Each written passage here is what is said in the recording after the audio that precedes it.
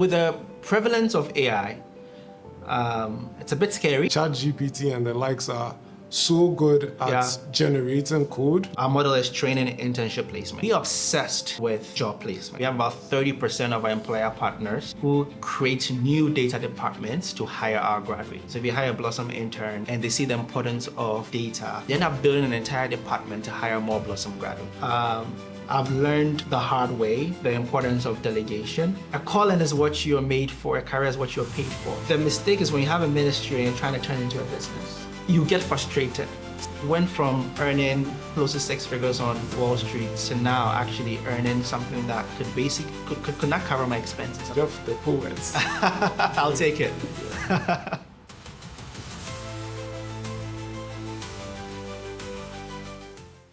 Hello everyone, welcome to yet another interview episode of the Data Science in Focus show. My guest today is on a mission to close Africa's opportunity gap through education and technology. As the founder and director of Blossom Academy, an award-winning workforce development accelerator, he equips learners with data and AI skills to increase their incomes while empowering growing companies to embed data-driven practices. Under his leadership, Blossom has expanded from Ghana to Nigeria and Rwanda, achieving an 85% career placement rate for nearly 1,000 graduates. The organization's impact has garnered global recognition, earning honors such as the Expo 2020 Dubai Global Innovator Award and Ghana EdTech of the Year, alongside support from the Livelihood Impact Fund, German Development Agency, aka GIZ, and MasterCard Foundation, among other reputable development partners. Its work has been featured by CNN, the United Nations, and on NASDAQ markets sites in Times Square. My guest today is Jeph. Jeph, thank you for being on the show. Thank you for having me. Great. Thank you. Let's start off with a little fun activity. Okay. If you could switch jobs with anyone for a day, who would it be and why? Wow. That's a hard question. And it's difficult to say someone because I've also realized that on my journey, we often want the life people are living, but we don't want the process to actually get to the life that they are living. Mm-hmm. And so I wouldn't take any entrepreneur's burden. But there's an author that I really love, Ryan Holiday. Mm-hmm. And I probably would love to be an author if I were to switch for a day. I've always liked writing. It's my escape. Mm-hmm. And so I think if I was not doing this, I would probably just be writing books. Great, great. I think for me, I'm very passionate about basketball and avid fan of the National Basketball Association. So if I could be in the shoes of one of the dominant players of this era, maybe a Steph Curry or LeBron James. That'd be cool. Just to feel what it's like to make those three-pointers, dunk on people. Yeah. That would be amazing. But awesome. I don't know that I would want to handle the social pressures that it comes with the territory. Go through. Do you play?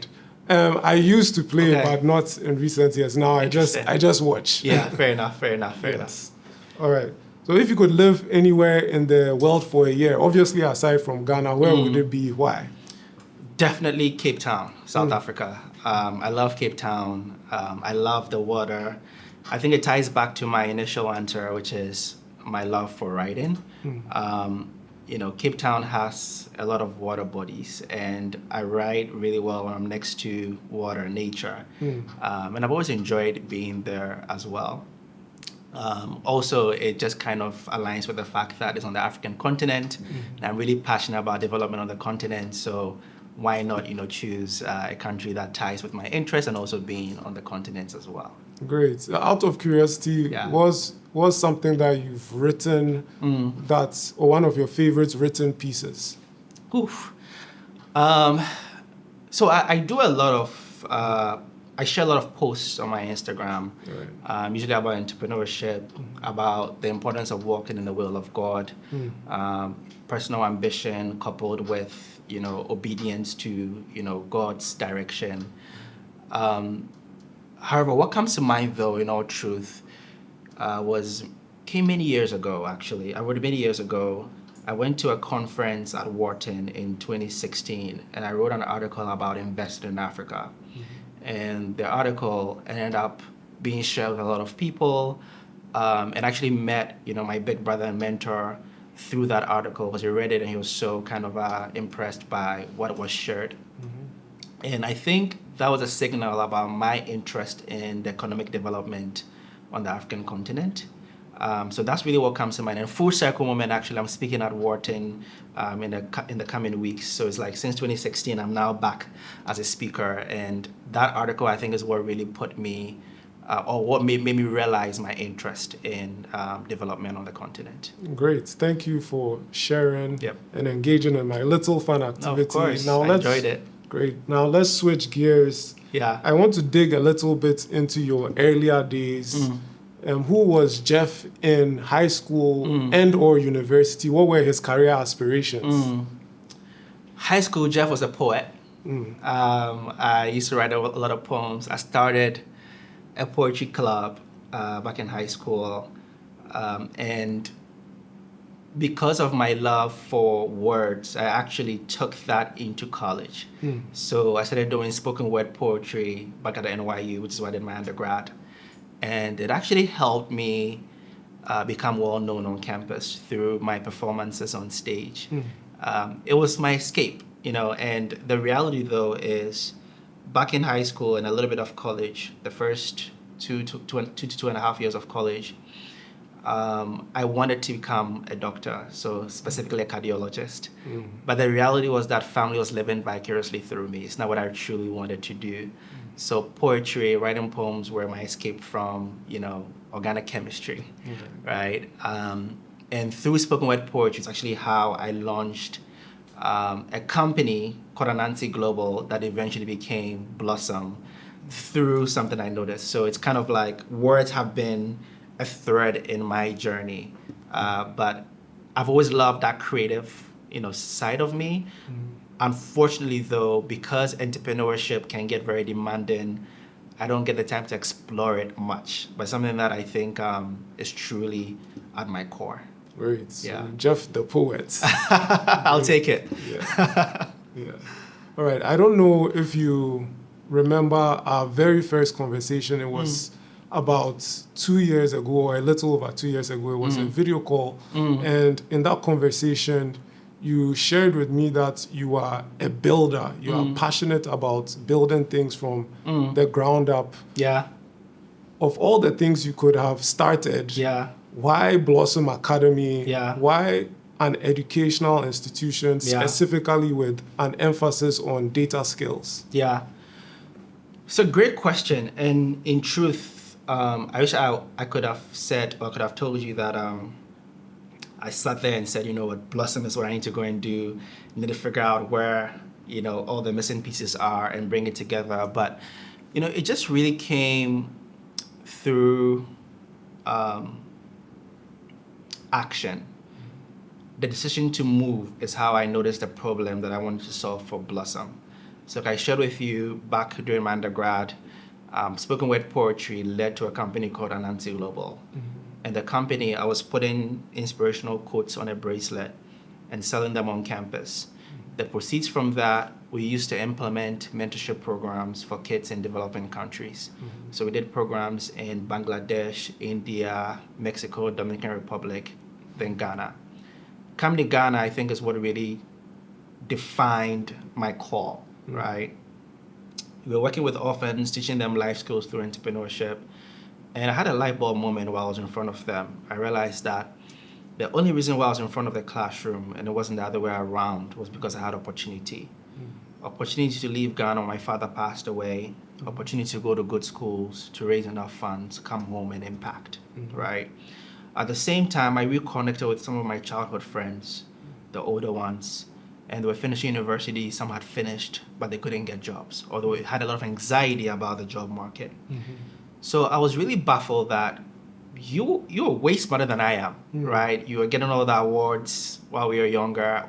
Like, why can't you get a job, or why are you anxious about getting a job? Started doing a lot of research, and I noticed that there's a gap between industry and academia. What I mean by this is that you don't have industry talking to schools or vice versa. I mean, the trend is starting to change now with some private schools, but there's still a gap, right? So I remember while working on Wall Street, I took 2 weeks off, came to Ghana, and I just literally went from door to door, company to company, asking them, why aren't you hiring, local talent? And I heard it all, from I can't take a Ghanaian to my meetings because they were embarrassing because they won't prepare for the presentation. They don't have the right leadership skills. They won't show up on time. So I noticed leadership skills is a gap, or soft skills is a gap. Right. But then one conversation in particular, and God bless him, Mr. Andy Mensah from IBM. He used to be at IBM then. He was an HR business partner. He was the only one who actually decided to speak with me for hours. And he was like, I think what you should be focused on is data. Mainly because that's where IBM is thinking about. In the future, every organization is going to need data skills. Right. So focus on the future. And I think that seed that was planted, during that conversation just really set me on this path to being so intentional about figuring out how I can really solve this problem by providing people with data skills, but rather create markets that don't exist yet. Because most companies were not data-driven yet. Right. How do I really help them become data-driven, or also help in place local talents into these companies? So I think what really crystallized the idea was when I decided to move to Kenya through the Princeton in Africa Fellowship Program. And I was working with a data collection company there. But while I was there, I noticed that a lot of companies I was consulting with, who were foreign companies operating in Kenya, were outsourcing data projects abroad to San Francisco, to Israel, you name it. And it didn't make sense to me that there are local talents here. Why aren't you hiring them? So it kind of reminded me of my conversation with Mr. Andy Mensah. And I was like, you know what, maybe this is a time to really launch Blossom. And eventually did it in Ghana. So it came through, kind of different things connecting together. But I wish I sat there and said, this is the way to go, build it. But it definitely wasn't that way. Yeah. Great. Thank you for sharing that insight. And as we were talking about before we started recording, very often in school, university, college, students are not equipped with skills that are highly transferable to the workforce, but with data skills, those really come in handy and are highly transferable to the workforce. So that's great work that you and Blossom are doing. And just to even add to that point, I think the beauty about the data skills is now that we've trained nearly 1,000 people, I've realized that we also have people who are not going into companies and working as quote-unquote data professionals. They are going into what I like to call data adjacent roles. So they might be working in a manufacturing company, but they're handling Excel stuff for their manufacturing company.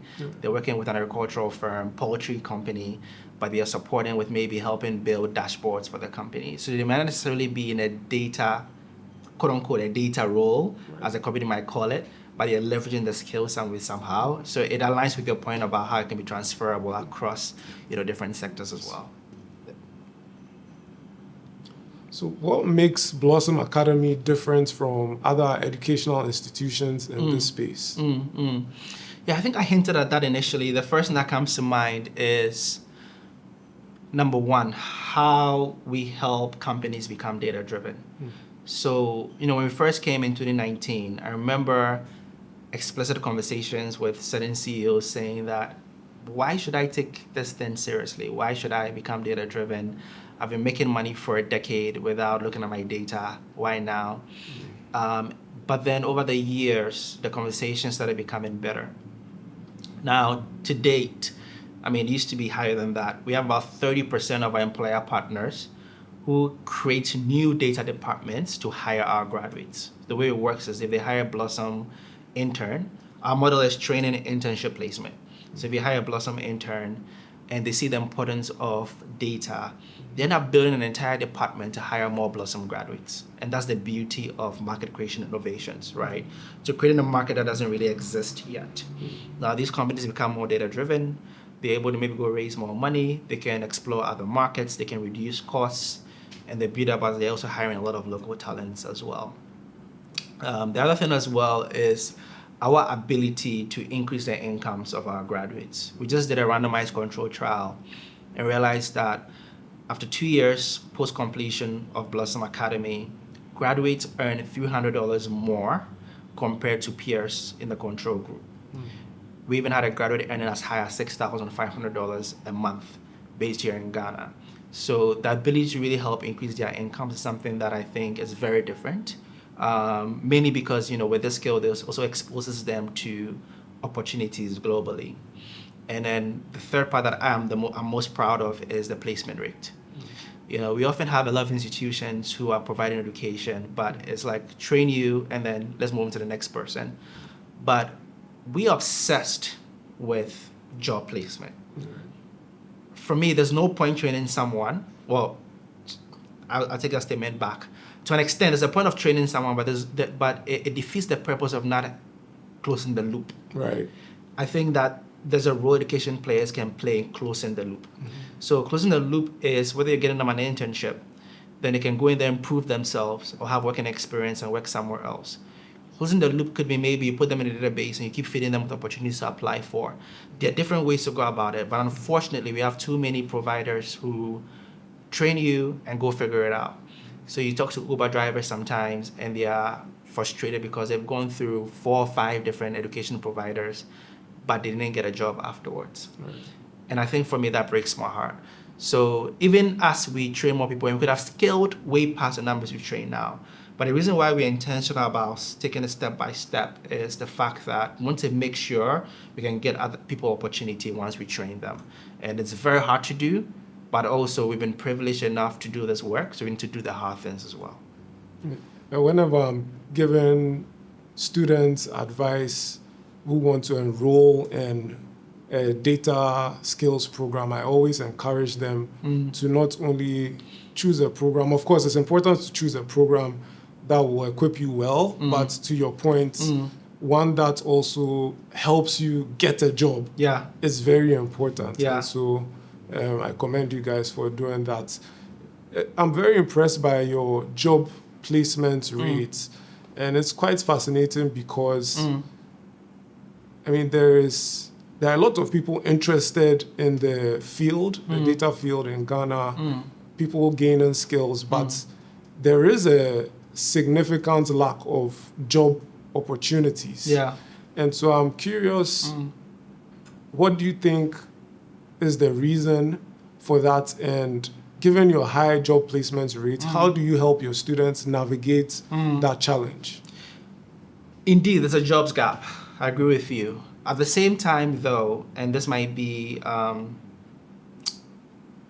it might be a contradiction to what I just said. At the same time, I do also genuinely believe that when someone wants a job, I personally believe that, and they've been given the skills, the opportunity, and they are hungry enough, they can find something. Now, this is where my thought process is coming from. We have alumni, and it breaks my heart that they'll go through the program, you get them a job, an internship. An internship is marketed as part of our training program. The internship might not pay you much, in all truth, maybe 1,500 cedis a month. And the idea is to cover your transportation and maybe meals and things of that nature. But then people will say, oh, I live too far, so I won't go. Or people will go the first day, then they'll send a WhatsApp text message and say, oh, I'm not showing up anymore because this does not align with what I studied at Blossom. And what they might mean is maybe they want them to do data entry stuff, not data analytics stuff. And as we discussed before the interview, it takes time. You need to essentially, build that capacity, prove yourself, have that work experience.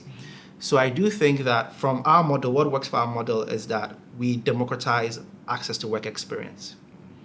Training, internship, job placement. That internship is key. But unfortunately, we need to really, we do a good job of really helping our students understand the importance of having that work experience and knowing that it's part of the training program that you're getting at no cost, because all our programs are fully sponsored, right?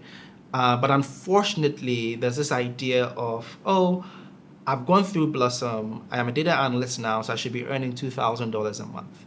And I'm like, it doesn't work that way. Right. We all need to start from somewhere. If I tell you my salary that I started earning when I first got to Ghana, you'd laugh.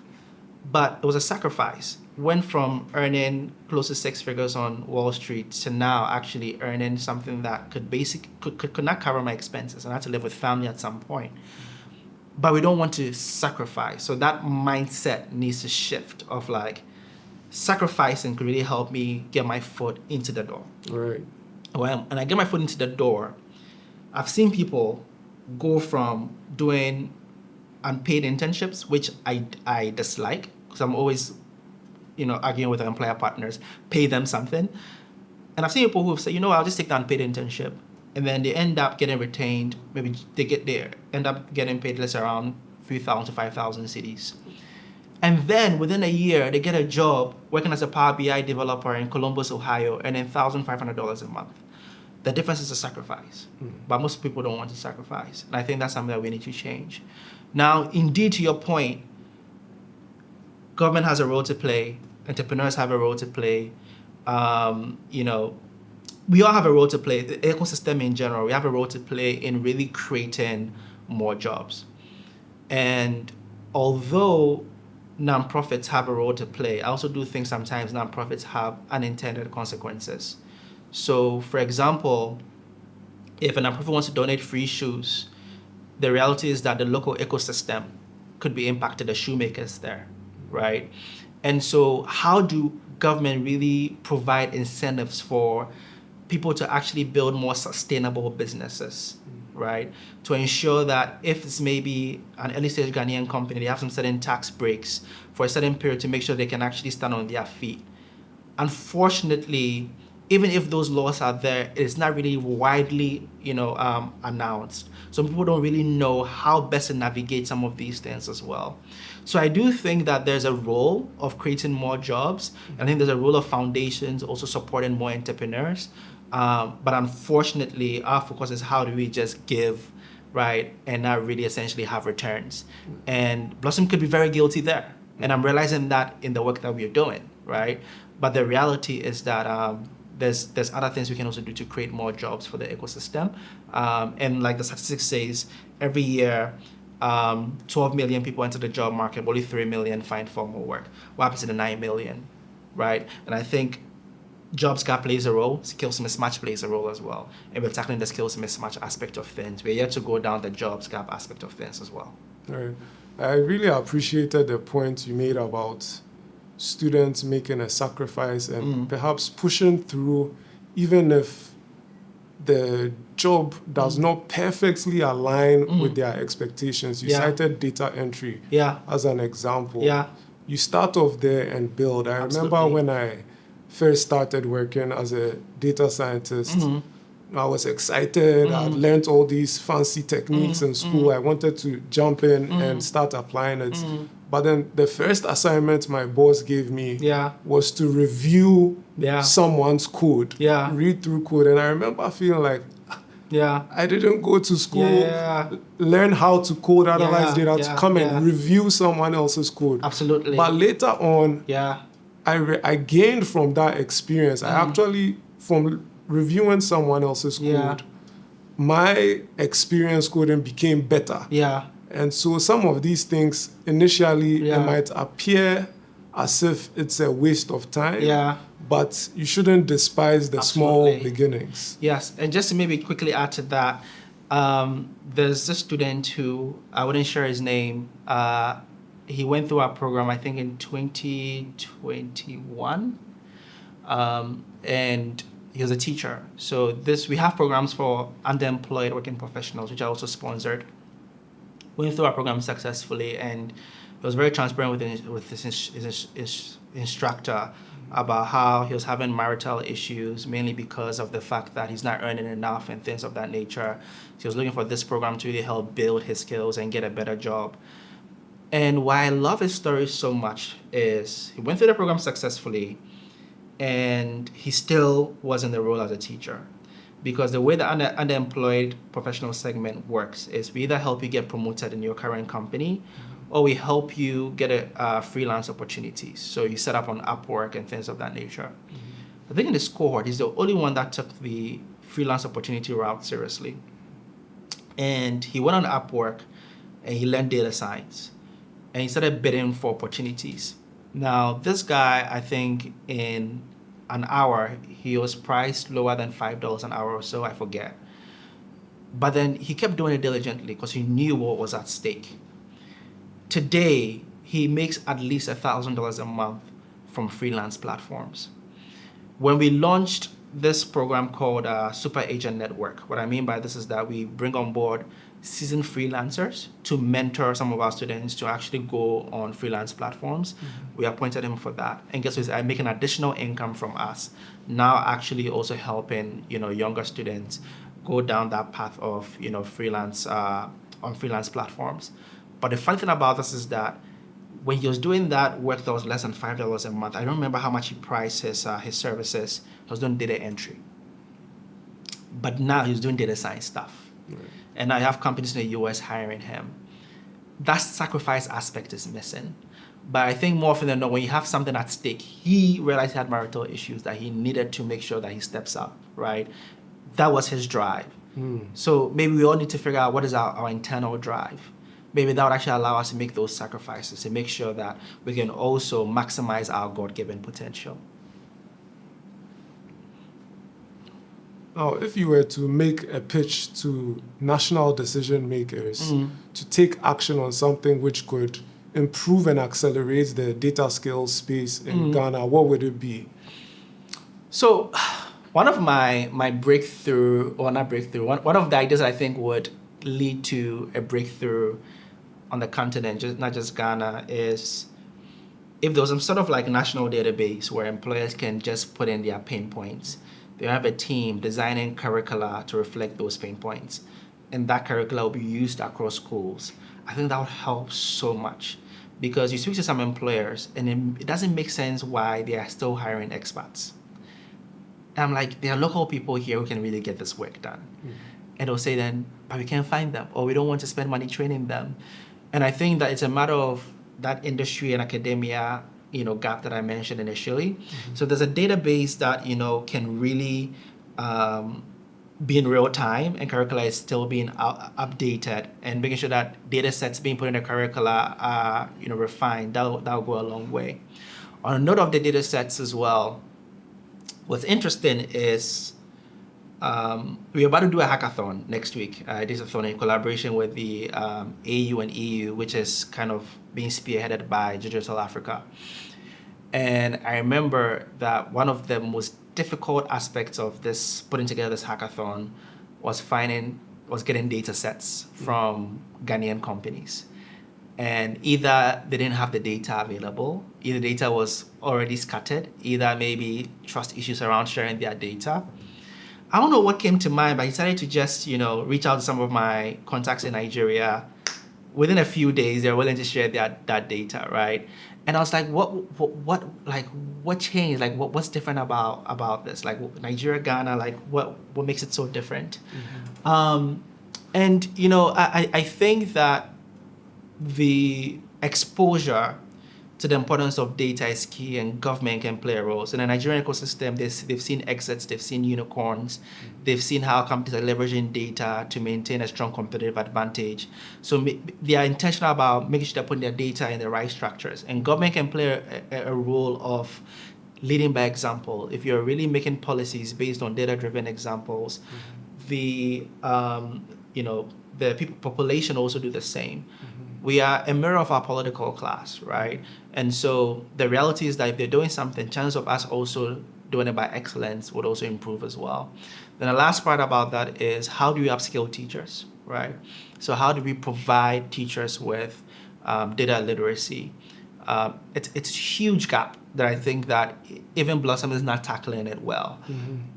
The opportunity to really speak, and be literate when it comes to data is something that I think it pushes this agenda forward of, let's actually now take the step forward to now learn the tools, right? Can we see, local, vendors, mom and pop shops leverage data? And thank God we have POS machines and stuff like that that's also helping them out. But there's still a gap that needs to be bridged as well. And I think that government living by example, government really creating enabling business environments to see unicorns, to see, well, not even unicorns, companies that actually could even hit $1 million a year is a start, but we don't have enough locally. And that's speaking on authority. We don't have enough young local entrepreneurs who can actually get to that point as well. And if they get to that point, usually either through government or commodity businesses. We need businesses that can scale, that are multi-markets. And unfortunately, there's that gap. Then government can play that role. And of course, upskill more teachers to ensure that they also can provide these lessons through a data-driven approach, and not just upskilling, but also paying them well, right? So they show up to class. Because sometimes if they're not paid well, they'll feel like, hey, why should I really essentially put in my best foot forward? And that plays a very big role in incentivizing people to also show up as well. Got you. Yeah. So to recap, we need to educate the masses on the importance, the benefits of leveraging data for decision making. The government should lead the charge in making data-driven decisions so that others will mimic that. 100%. Upskill teachers so that they can teach better and also pay them well. Absolutely. Now, obviously, Blossom Academy equips students with the skills to analyze data to inform decision making. Turning the table, how does Blossom itself leverage data to make decisions? Great question. In a lot of ways, in our admissions process, we look at where majority of our applicants are coming from, why they're coming from those areas. And if we have a lot of people coming from Accra, what can we start doing to really help equip people coming from Kumasi? So we partner with Datacom to provide free scholarships to their platform to learn data science so that we can start building a pipeline in regions where, for lack of better words, maybe underserved, right? It plays a role even in our expansion to other countries, going to the likes of Nigeria, Rwanda.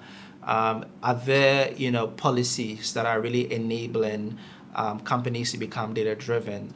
Are there policies that are ensuring that local professionals are getting hired or local talents are getting hired? Is another way we leverage data as well. At the moment, we are looking at, we've been teaching data science, data analytics, artificial intelligence, recently added digital marketing for some time now. But we're looking at the ecosystem and saying that, what other courses are in demand? All our programs, we build their curricula to reflect the pain points of employers, so market-driven. So as we're speaking to employers, we're getting information. 3 employers are now thinking about cybersecurity. How can we infuse that in our current curricula, or do we create a new course around that? That's how we designed digital marketing. I was very opposed to actually introducing that course because I was like, there are too many people already offering that. But then when we saw enough employers saying that, and we had built enough brand equity, we realized employers are willing to hire from us if we churn out digital marketers. Indeed, we're seeing that happening, right? So very much talking to employers plays a very big role. Helping us see how we can serve, students better plays a big role. How we can expand to other markets play a big role. And even internally, how we serve our internal customers, which are our team members, right? Looking at their workflows, right? Looking at the pardons. How do we make sure that the right people are getting promoted? How do we make sure the right people are getting the right exposure opportunities? This all leverages data, whether it's being intentionally recorded or rather through observation. Okay. Yeah. So just to help the audience appreciate the value of data-driven decisions, I want to delve a little bit into a point you made. You mentioned that you capture data on where your students are from. Is that accurate? Yes. And so can you tell me how you use that specific data point? Just to help the audience appreciate how. Definitely in our marketing efforts. And so, for example, how we deploy funds to our marketing campaigns. Okay. So if you're seeing a lot of students coming from, let's say, let's even just use Accra as a sample market, maybe East Legon, but then we want more students coming from Kaswa. Hyper-targeted marketing campaigns to the Kaswa environment to make sure we're getting the right students coming to our programs, right? So that's one of the ways that we leverage it. We also look at how students are performing when they're going through our programs. What really makes Blossom unique in terms of our recruitment is not, the typical recruitment where come take a test and then, we'll see who scored higher. We usually want to democratize opportunity, so anybody should be able to go through our programs. So you're looking at, who completed the online course we gave them. That's part of the recruitment process, right? And if they don't complete the online course, what level did they get to in the online course? And like, okay, maybe they're all getting to level 2 and they're dropping off. Maybe level 2 is like kind of the cutoff point that we need to start to use in our future recruitment processes. Let's go back and revise and make sure that more people are now able to get into our programs as well. And some of the ways that we also look at to make sure that we're reaching the right people, because the reality is that we're focused on low-income youth, right? And maybe I shouldn't be saying this on camera, but one thing that, and my leadership team laughs at me about this, but this is the reality. When I go to when we start a cohort and I see students, maybe 1 or 2 students driving with, cars, and I mean, trust me, everybody comes from, everybody has their own reason, whatever, but my goal is low-income youth, those who cannot really afford to meet, quote-unquote basic needs. So it's like, are we really targeting our marketing efforts the right way? Or are we reaching out to people who already could have done well with our Blossom Academy? If we're reaching out to people who can have done well with our Blossom, then I think we are failing in our recruitment efforts, right? We need to really go to those who literally we can help transform their lives, mainly because maybe they're earning 0, or they're earning below the minimum wage, and we're helping them, increase their salary to 5,000 cities, 7,000 cities, 10,000 cities, you name it. Then you can see them now start to really pour back into their communities. That's the kind of people we're looking for, and looking at the data helps us a lot with that. Right. Yeah. So from what you just shared, it seems Blossom targets low-income populations. One of my questions, a question I was going to ask was, is there an ideal Blossom Academy applicant? What qualifications do you look out for in your recruitment process? When we first started, it was very, for lack of better words, exclusive on focusing on people coming from quantitative and engineering backgrounds. So those 2019, 2020, right before COVID. But we realized that there was one student that went through our program in 2019, and is a medical student. And at some point in the program, he was teaching his peers, and he had no background. So I think justice was the reason why we're like, you know what, it's time to really rethink our model. Maybe it just doesn't have to be people who are coming from quantitative engineering backgrounds. Anyone who has a desire to learn should go through our program. And we shouldn't use, work on a project before you get through Blossom, but rather take an online course, a gamified online course. If you're able to conclude that course, you are eligible to go through our interviews. If you can really show up to the interviews on time, you can show that you're hungry enough, we measure grit, you can go through our program. So it's very hard to say there's an ideal person. For us, it's more about if you identify as a low income, come from low income backgrounds, pardon me, you are a good fit for our program, because that's exactly the people that we are looking to really help. Now, of course, I'm not going to sit here and say that we get it right all the time. There's some times that you don't get it right. Someone might come like, oh, this person might not really need this program. They're probably better off maybe, paying for another program. And so we always have to keep refining our recruitment efforts. What's next for Blossom Academy? With the prevalence of AI, it's a bit scary. Scary in the sense of, whether a lot of young people will be displaced from work. Between 2030 and 2050, Sub-Saharan Africa is expected to contribute 90% of the growth in the world's working age population. So imagine there are a lot of people who are not able to get jobs because of AI. It's really scary. And why Blossom exists is, how do we build enough people to really build their own AI, products?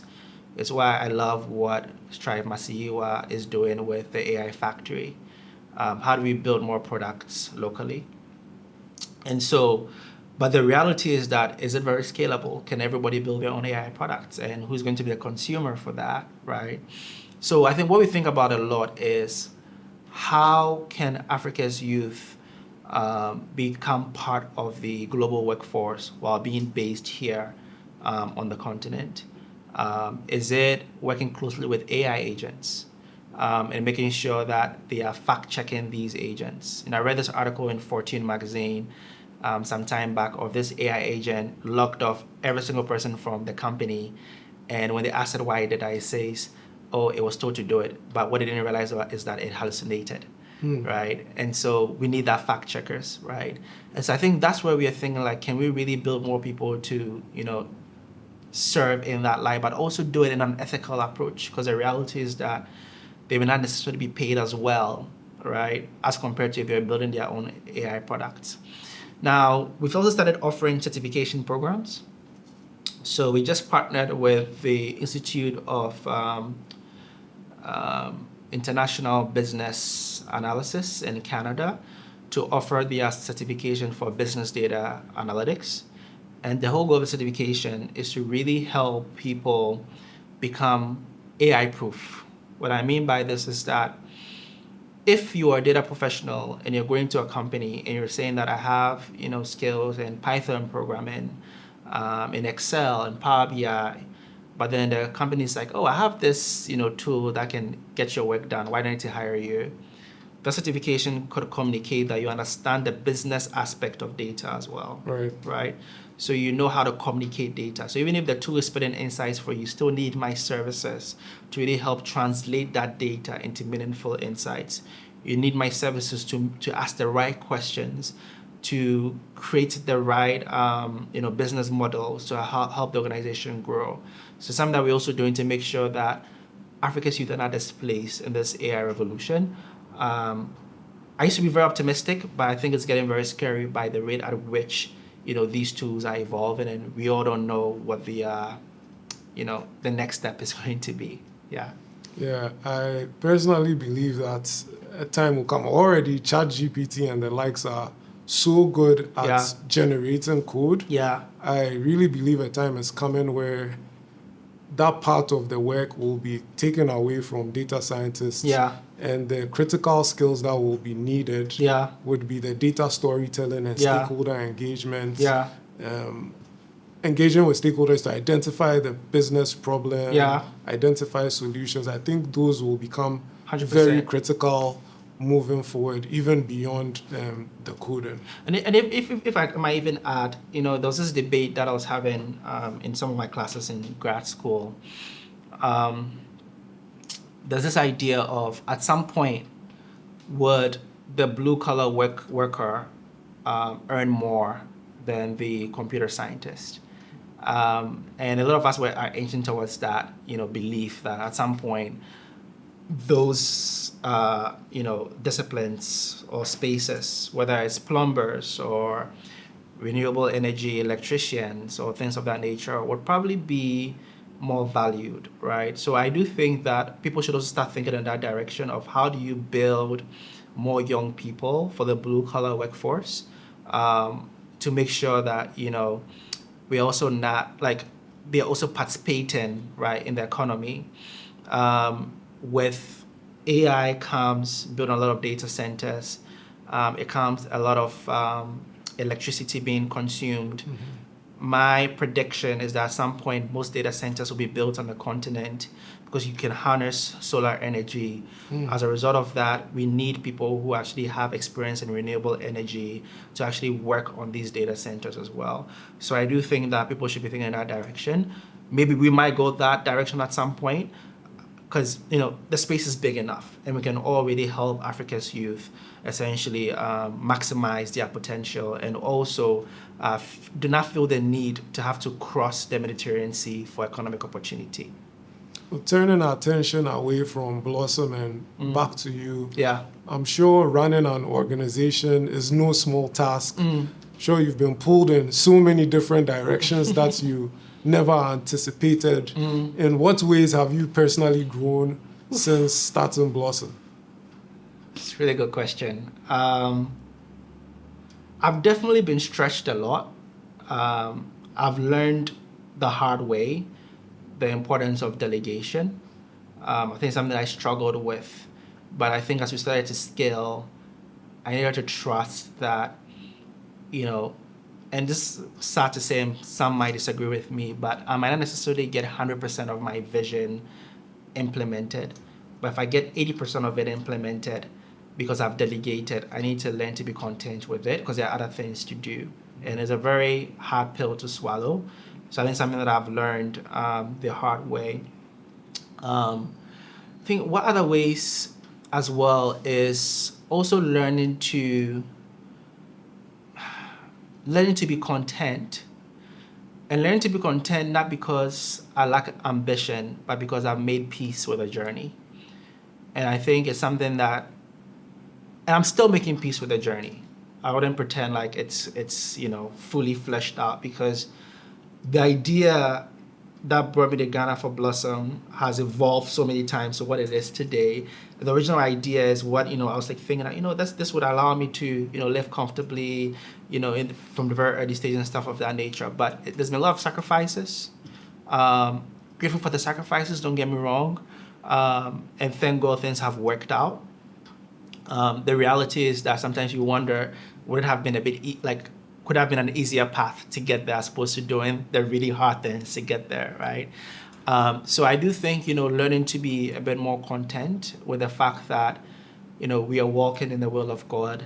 Success is obedience to God's will. I think helps a lot, right, on the journey. And I think the third part as well is even getting to know me as a person well, right? I've realized that there was a point on the journey that I used to get very bitter. And I wouldn't show it to the outside world, but people who are close to me would see it. And bitter because it's like, I'm just so frustrated by the fact that, wait, this funding didn't pan out. Or the fact that we've been able to get the students a job. They're really talented. Why can't we get them a job? Or by the fact that, wait, you are really helping, this team the best you can do, but why aren't they doing X, Y, and Z? Why do you still have to sacrifice so much? Things of that nature. And so bitter and starting to dislike myself, right, for it. And, the realization for me came when I realized that there's a difference between a ministry and a business. You can have a business and still have a ministry embedded in the business by doing good for the world. But the mistake is when you have a ministry and you're trying to turn it into a business, you get frustrated. So you need to understand whether this thing is a calling or a career, right? A calling is what you're made for. A career is what you're paid for. So once you decide that this is a calling, that you're an educator at heart, you learn not to stress too much. You just believe in God's time and then do your best, right? Then figure out ways to delegate to God's people so you can focus on high level. But I've grown a lot in the journey because in truth, the life I live now, I definitely wouldn't have had that life if I was living abroad.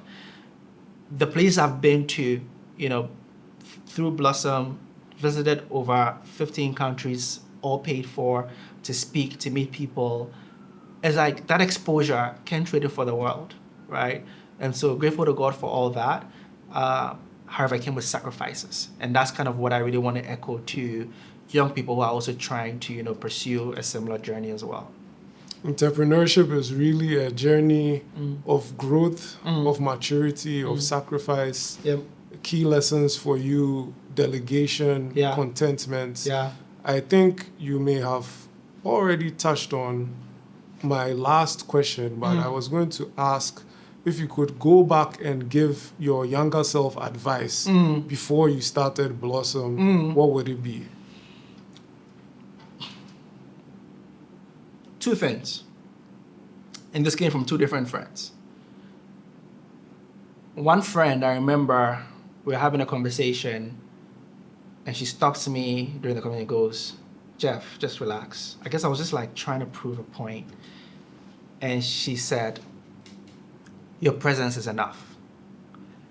And that statement really hit home because I realized that even on this journey, showing up alone sometimes is enough. And sometimes when we show up, we want to do the unthinkable. We want to make sure that we can prove that we did show up. But your presence is enough. Leadership is presence. And when your team members see you in the arena, even if you're failing, you dared to be in the arena. The reality is that a lot of people cannot dare to show up, but show up as you are. Show up authentically as yourself. Some may not like you, some might like you, right? I had lunch with a friend of mine yesterday, and he said something that I thought was so interesting. He was like, he's friendly, but he's not your friend. And I was like, this is so interesting, because what he's trying to say here is that it's like, the authentic self is that he knows he's friendly, but he's not going to act like he's everybody's friend, right? And I think that a lot of us are missing, especially in the world of entrepreneurship. You wear this mask that you look in the mirror, sometimes you cannot even recognize yourself anymore. You've lost yourself. But you need to essentially just be you on the journey. When funders are giving you money, they're giving money to the authentic you, right? And so that is one advice. And the second one as well is a bit more recent. A friend of mine shared with me that make space for grace. And what he meant by that was, if you think about your life, all the breakthroughs you've had, all the opportunities you've had, chances are it didn't come from you. It just kind of happened just because you made space for grace, right? And it's so profound. Blossom, we started mainly because what made me come together in the first place, because I was promised $100,000 by the UAE government. I went to go pitch there. But the point is that it was making space for grace. I applied for the grant. I went on that stage. I don't remember anything I said on that stage. Honestly, that's probably the one page that I don't remember anything. I blanked out on that stage. Blanked out from the sense of it wasn't me, it was divine. But somehow, it's like I had just done 6 people trained, got 5 of them jobs. That's all I had. Other people who got that 100,000 grant had been doing it for many years, 5 years, 10 years, trained thousands of people. That's making space for grace. 2021. Was 2021? Yes. Right after COVID. We almost shut down our doors. That pitch I went to go make in Dubai. I met an entrepreneur though. I met someone who was working with that entrepreneur. And we connected, kind of through email. And one day she was flying from Nigeria to Dubai. And she had a layover in Accra at Marriott. And that Sunday, I made a decision that I was going to close down the business and move back to the organization or ministry, however you want to call it, move back to the US. I think it was Wednesday, that Sunday evening, I get a message from her. Monday, I meet with her at Marriott. And she was like, how did you do during COVID? How did you navigate it? It's very impressive that you guys have figured out ways to, generate revenue because you're trying different things. Then after the conversation, she said, I have a friend of mine who I think you should speak to. He's building a fund, and I think you would like him. I spoke to this friend of hers. It was a 20-minute conversation on a Thursday. Friday, he wired the company $30,000. And that $30,000 allowed us to maintain our payroll for a while, and then we got other grants. Then before we knew, Jersey came in. Before we knew it, other orgs, the World Food Program, GTL Africa, you name it, were coming in. But also making space for grace. And I think that the best we can do is just really put our best foot forward and just be present and just trust God that if He's really called us for this assignment, He won't leave us halfway. And I think that's really been my driving force on the journey. Well, thank you for sharing that. To wrap up, how can individuals interested in enrolling in or connecting with Blossom connect your social media handles and so on and so forth? Yes, so our website is blossom.africa. Social media, Instagram is Blossom Academy HQ. On Twitter, I think it's same Blossom Academy _ and then on LinkedIn, it's Blossom Academy. So if you type that, you'll definitely find us on there as well. Oh, thank you so much for taking the time to share your story, to tell us a little bit about Blossom Academy. I think a little over a year ago, I had the opportunity to attend one of your graduating ceremonies, and it was very clear from all the students' feedback and comments that the program that they went through was a very healthy and supportive environment. Yeah. So it's really great work that you and your team are doing. I commend it and wish you the very best. Thank you so much. Appreciate it. It's been a pleasure. Great. Thank you. Yes.